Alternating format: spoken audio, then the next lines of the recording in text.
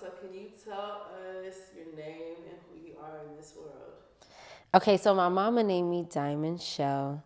I go by the name Siren Wu though. It's like I would guess you would say a alter ego that I created in college. And it really was because like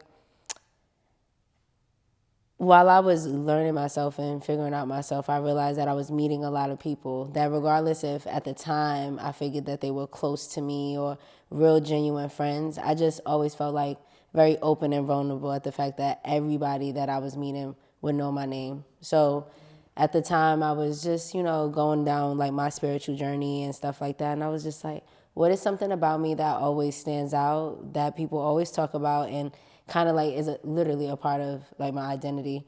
And that was my voice. And at the time I was learning about sirens and I was like, okay, this is making sense here. And everybody used to always, I mean, even to this day, say that I look like Jada Pinkett. And I had a friend at the time who watched this movie called Wu, and it had Jada Pinkett in it. And he was like, yo, Jada Pinkett in this movie reminds me of you. And I'm like, let's watch the movie. We watched the movie, and I'm like, and he laughs, and he's like, whole time, this is not even the movie. The movie that I'm talking about is Low Down Dirty Shame. He was like, but you do remind me of her in this movie. And I was like, yeah, I was about to say, this movie's actually kind of like spot on just a tad bit. So I took the name Wu from that movie, and then I took Siren, I just put it together, and I came up with the name Siren Wu. And that's pretty much been my identity that I've given myself, that's allowed me to, step into my creativity, allowed me to just be a lot more confident, a lot more just in tune with who I am. And don't get me wrong, Diamond is very much so like who I am. I identify with it and everything like that, but it was just a part of me that needed to create something of my own. I feel like for a very, very large portion of my life, I lived in the shadows of like what my mom and my family and what people expected of me. And that's what Diamond represented. And I wanted something that was completely linear and, well, not even linear, but just completely separate from that. And that's how I came up with that name. But yeah, so yeah. Yeah. Yeah. So then, who is Siren Wu? Like, what does she represent? Like, I feel like Siren Wu represents like the uninhibited parts of myself, or any woman. I feel like it shows the sides that we're not that comfortable showing, but it's really truly who we are. The parts of ourselves that might be a bit insecure, but those insecurities really don't have anything to do with like inadequacy or not living up to. The insecurity might just be something that we've learned and been taught to put onto ourselves, breaking away from that. Just figuring out who you are. Literally, that name came to me during a time where I had no clue of who I was, and I was literally in the process of losing my mind, like, and at the time not knowing it, but like now that I've had time to like sit back and like look at my life, where I've come, how I've come so far, it's like, wow, you know you couldn't tell me at the time that I did not know who I was, or what I was going to be. You could not tell me that because I was just like, oh yeah, I got this down. I'm mature for my age. I'm very intelligent. I'm street savvy as well. I got all the moving parts. You cannot tell me that I do not know who I am. so what was that process like when you realized that you didn't know who you were? It was very, for one, it was dangerous when I realized it because I was already going down a spiral. I was already like going to my valley, my low. It wasn't like I caught myself before I got there. Like I was already on the road down. So it was very dangerous for me to have this awakening during a time when my life was like pretty much out of control. But that, I guess, the tenacity to realize like, right, I cannot be a victim of my circumstances. I could be a product of them, right? And to me, those are two very different things. To be a product of something is something of value, something that was created out of whatever circumstances, materials, whatever, and you made the best out of that. To be a victim of your environment or the things that you've gone through means to literally allow it to consume you. And I never wanted to be that, right? I never wanted to be that person that everyone was like, wow, she has such great potential, but never lived up to it. You know, I never wanted to be that person that everybody was like, wow, I would have thought they would have been this person or that person, you know, an astronaut, a president, or this, you know, I never wanted to be someone that everybody has so many like great aspirations and inspirations for, but I never lived up to them. But I was at that time, even though I was very young, you know, I was in college, you know, just really getting out there in the real world. I felt it. I knew it. Like, ooh, if I keep going this way, if I keep thinking that I know everything, if I keep just using the things that are actually holding me hostage and like keeping trauma continuously cycling in my life, if I keep allowing that to be a part of who I am, I'm never, not even just for the people that I felt like I didn't want to disappoint. I had to realize at some point I didn't want to disappoint myself, right? Like, I did not want to be someone that didn't live up to my potential because other people would judge me. At first, that's what I thought. Because I feel like when you're young, a lot of your identity is based on what you think other people see you as, not how you see yourself. And when I had that epiphany, like, wow, you know, this is not about what your mother wants or, you know, what your grandmother thought she would be, or the teachers that were like, wow, you know, she's such a great student, but she's just focused somewhere else. Or like, if she could just hone in on her gifts, that she can be something great. You don't want to, you know, satisfy them. The only reason why you think that is because they're the ones that put the idea in your mind that there was something to live up to. And then it only just sparked your idea that, wow, I am great. You know, and at some point you have to realize to be great or to live up to who you are has nothing to do with wanting to satisfy other people. It has everything to wanting to do with satisfying yourself. So taking that realization and taking the fact that it was scary, and then taking the fact that I really just was determined to beat my circumstances. It was a very surreal time. It was very challenging, and when I say dangerous, I don't mean dangerous in a bad way. I mean dangerous in a good way, right? Because it shook up my entire reality. It made me realize that I wasn't comfortable, right? Like, I'm fine right now. I'm above water and I'm floating, but I could really be sailing, and I'm not really doing that. You know, like, at some point you have to let go of the shackles, the ideas, the emulations of what you are, and step into who you really are, no matter what people say, you know? And my family used to really make me think I was crazy, because they would call me Erykah Badu. They'd be like, oh, you know, Diamond, you'll find her in the woods rubbing herself down with some berries, and, you know, she don't like to wear deodorant with aluminum in it no more, you know? And I'm sitting there like, there's nothing wrong with that, guys. Yeah. There's nothing wrong with being conscious of the fact that, like, you know, I love my culture. I'm a black woman from New York, Brooklyn in particular. You know, like, I love where I'm from and what I represent, like, roots-wise. Yeah. Even with the fact that my family is from the South. I love all of that. But we have to acknowledge, like, all generations of our family haven't had diabetes for 6 and 7+ generations for nothing, you know? Yeah. I want to live a prosperous, long, healthy life. I want mentally, physically, emotionally, spiritually. And I had to realize that a lot of what I came from, even though I love my family, was unhealthy, and things that I needed to shut away. Friendships that I had accumulated over time were either just there because of familiarity, or because of also familiarity, but like, just, I can recognize you because you recognize me. Not really because you're meant to be in my space. I can see you because you can see me. So that's how we became friends. Not really because you were really meant to be in my space. Not really because you were meant to be my friend. You just see me and I see you, and that made us feel comfortable, right? But at some point, those friendships didn't serve me anymore. At some point, I realized that I let other friendships go that were really important to me because, you know, for whatever maybe materialistic reasons. It was like a layering process, right? It's literally like an onion. It started off very simple, like realizing, like, honestly, that's not really my favorite color no more, right? To realizing, like, oh, I don't really like that much salt, that much sugar in my drinks. Then to realizing, like, oh, I don't like to be around people that like to talk down about people when they have, you know, better things going on in their life. Oh, I don't like to be around people who sit here and make children feel like they can't talk about certain things that trouble them. Oh, I don't like being around people that think that because they like to do one thing, that the other person that does something else, y'all can't even be friends, because that's not even true, right? Because you don't even really know each other.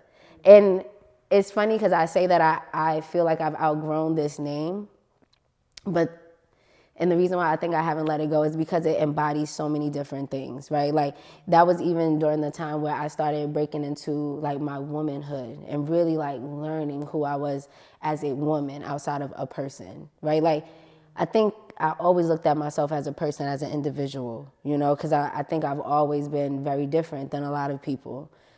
But like as a woman, I was very disconnected, like out of touch with like what I wanted, what I needed, what I liked. And that like during that time, it made me like, whenever I thought of myself as like Siren, I was like, ooh, like I'm sexy. You know, I can live within my sexuality and not be afraid to, not feel confined, not feel like judged. Because once again, as a black woman in America, I come from a religious family where like certain things, one, are not talked about. And when they are talked about, they're either demonized or they're made to seem like they should not be enjoyed by women, right? Like sex is a man thing. You know, men love sex. But for a woman to love sex, it's like, what? Excuse me? Excuse me, ma'am? We're not going to talk about that. Keep that to you. Write it in your journal, but we're not going to talk about it out loud, okay? Don't tell me you like sucking dick. What? Don't tell me it's fun. Don't what? You like it from the back up on the knee? No, girl, I don't know. Don't. And I'm only blushing because, girl, I like it too. But we can't talk about it. Like what? Like what? Come on now. And being away for college as well kind of helped me because I didn't have to deal with like being at school, meeting my friends or doing whatever and then going home and then having to deal with the placement of what my family thought, right? I was free. I was out there in the world, just living my life, doing what I want. But when I realized that I was mentally losing myself is when like at some point I had to say like, you're just not yourself. And not as in like growing wise, like you're not yourself. You're doing things that are just completely out of character. You know, and it's putting you in spaces that are dangerous, whether it's dangerous like physically or whether it's dangerous like mentally or emotionally or spiritually. You're putting yourself in spaces that are just not meant for you. So like, what do you do with that? You know, so the name is definitely very, the starting of the name, the evolution of the name comes with like a very, I don't know, dangerous time in my life. I don't know, girl. And I feel like that was my turning point. You know, like that was when I went from being, what's the saying? When I was a child, I did childish things. But now that I'm grown, I put the childish things aside. I literally felt, even though I was at a young point, I felt like that was the start of it, right? Like I knew at that point I was no longer a little girl and I had to treat myself and hold myself to that accountability. So yeah. Yeah. And so what does it feel like to be Siren or yourself, even beyond a name? You know, like what does it feel like to be you now? Where is that mental state, emotional state, spiritual state now? So I'm not as active in my spiritual practices as I used to be. But I do feel like that's probably because mentally, spiritually, emotionally, I'm at a much more like stable place. And I think also where I'm at now, oftentimes I say to myself like, wow, you know, I don't do certain things that I used to. And I want to, but I realize like my evolution of who I am has also changed. So refiguring out myself on like a spiritual note as well has evolved and has changed, where I've been feeling as if maybe for like past 4 or 5 years, I've been like in a spiritual block, the way some people feel with like artist blocks. Well, I feel like it's all, to me, wrapped as one. It's all the same, you know? And when I say a block, it's not like I'm not growing or I'm not feeling it. It's just like, wow, you know, I feel like I stopped. And I'm in the limbo stage of where it's like, I need to allow myself to receive what it is that I need to do next.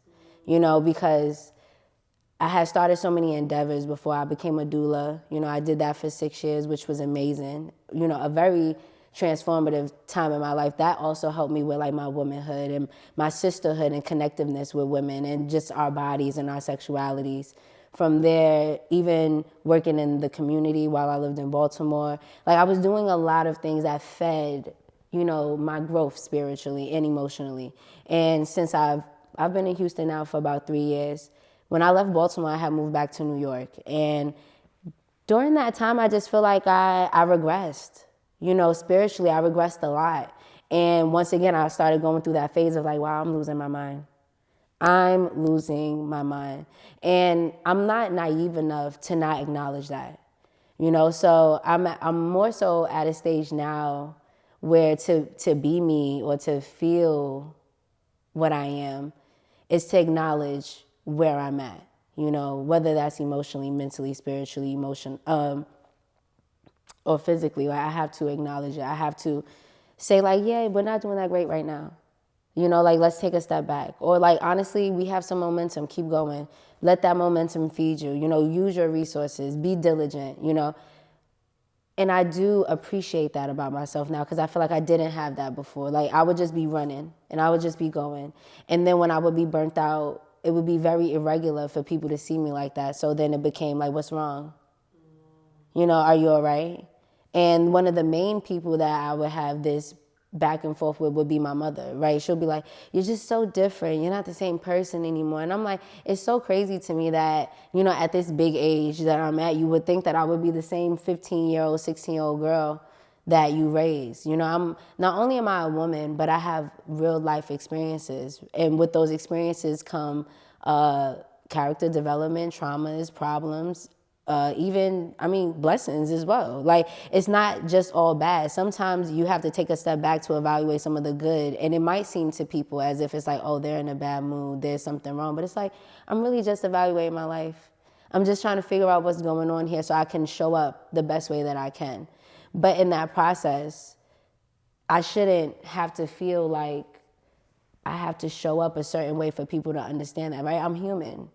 And every now and then, I cannot always act as if my cup is full. Sometimes I have to, not even act, I have to tell you, baby, the Kool-Aid is gone. Okay, I need to make a new batch. So what does that actually look like in your life when you are burnt out or notice that you need to take a step back? Like, what measures or actions do you take to refill your cup? I've started incorporating spa days. And I'm not gonna lie, they are very useful. Very useful. But outside of that, like if it's something regular, I'll do stuff like make myself a cup of tea, give myself like a facial massage. Even like during my regular day, like while I'm working, if I feel mentally fogged out because I'm just sitting behind the computer doing whatever, instead of, some people say like what, a 10, 15 minute break? No, I'll take like a 30, 40 minute break. And I'll sit down, roll me a little J, watch me something that's gonna calm my nerves. Like, I feel like just giving yourself a moment looks very different in a lot of different ways. Sometimes I wanna take a nice hot shower or a bath, and relax myself. Sometimes I wanna go out and party and shake a little ass and drink, to feel unwind. Sometimes I wanna go on a hike and go to a park, do yoga, Sometimes I want to do ratchet shit with my ratchet friends. It really just depends. And that's also something that I can appreciate about myself now. Because when I first started indulging in myself, I always used to feel guilty indulging in certain ways. Because I'm like, if I'm growing and if I'm becoming this person, like certain things are beneath me. And I've learned to realize that mentality, one, is a limiting mentality. And it's also very judgmental, right? Like, who's to say that just because I've evolved as a person that I cannot partake in certain things? Now, if that activity or if that food or if that substance is something that's negatively going to impact me in a way that can be detrimental to my health or to my well-being or to my lifestyle, then yes, of course, we think about stuff like that. But drinking, smoking, everybody can have their opinion about it, but some people will go, well, that's not good for you. But at the end of the day, it's what I like, it's what I do. It's just you have to find what works for you in that moment or what's feeling good for you in that moment and allow yourself to indulge in it without feeling like, well, I have to be doing something else. I need to be doing something productive. You know, like we have all the time in our lives to be productive, but you don't always have time to get back the proper rest and care for yourself. So when you just said that, it makes me want to ask you to talk about how that factors into womanhood and actually allowing yourself, like you said, some things society would say are just men things, you know, but it's like instead of us needing to be productive, like, hey, I actually want to do this, or I actually want to do that, like, how does that tie into your womanhood? You know, just that process when you were saying like you found that for you. I feel like the way it ties into my woman, for one, it's allowed me to be more feminine. Because at some point in my life, I used to feel like I was very masculine. Even though, like, on the outside, people wouldn't say it. But I used to feel it because I used to feel like I was always just on the go machine. Just do, do, do, do, do. But now that I've literally allowed myself, like, girl, it's okay to be tired. Girl, it's okay. Kick your feet up. It's fine. I've literally learned how to be, like, calmer. Just more relaxed. Not so fussy and bitchy. Don't get me wrong. I still bitch. I still complain about stupid stuff, you know? Because it's just what it is. But it has definitely allowed me to like fall into my soft girl era, as these young kids are saying. I'm saying young kids like I'm not fucking 30. But anyway. But you know, it definitely has allowed me to be more feminine, but also be comfortable with my masculinity as well. Because people, and this can tie back into men on their own. A lot of people look at masculine men or masculinity as being like the force, and it never needs to rest. And it does too, you know? So a lot of the times I've learned to allow my womanhood to not only fall on the fact of like, I'm a woman and I'm dainty and I'm just treat me like a soft, delicate flower. Because yes, do that. I'm not saying don't. Do that. But, you know, I'm also delicate like a bomb, right?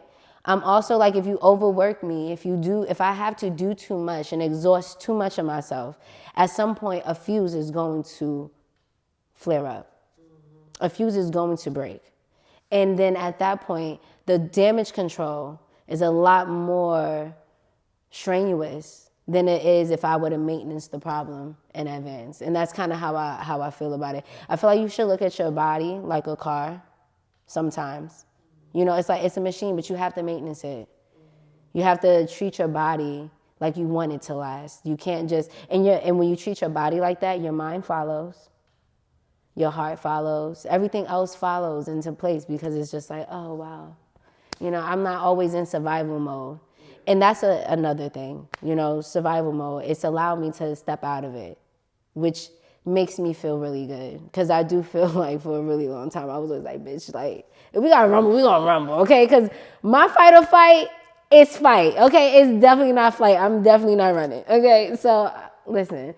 And it's just definitely a lot in every aspect. Work, career, creativity, sexuality, romance, friends, platonic, every way that I can think about I show up for people in my life, being able to just accept myself, take a step back when I need to, and breathe in whatever way that looks like, in whatever moment it is, has allowed me to be a better human for myself and for those around me. And that's the most important thing to me.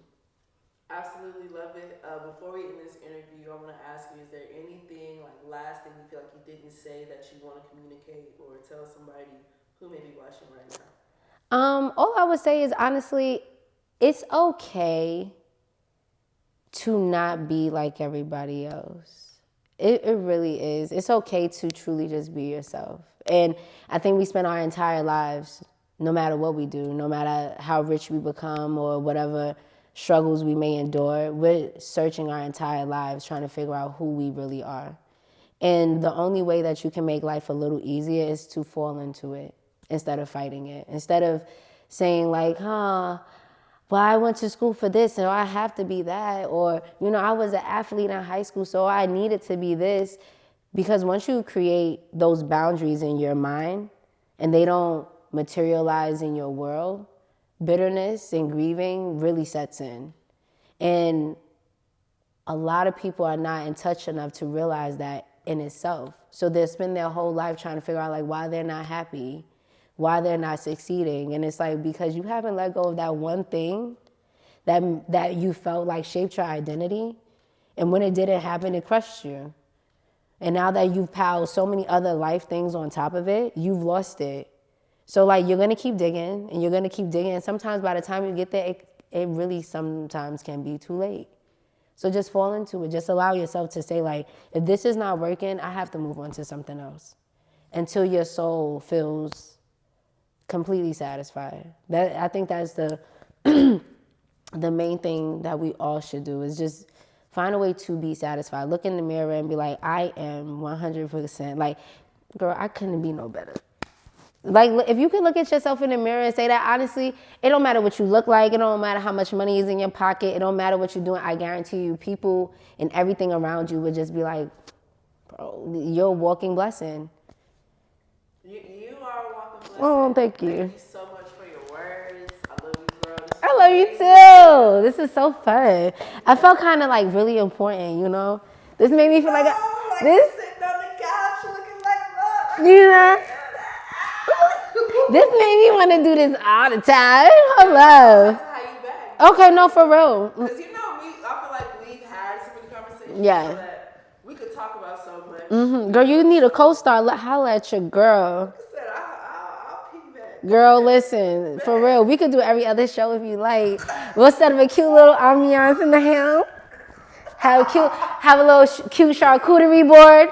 Cause why? She said, set up the whole vibe. Okay, cause why? We're rich aunties, and that's the vibe that I'm actually leaning into that, right? I'm realizing. We gotta talk about that. Leaning into it. Okay, bye y'all. Say bye. Bye. Oh, my nail been broken this whole time, but it's okay.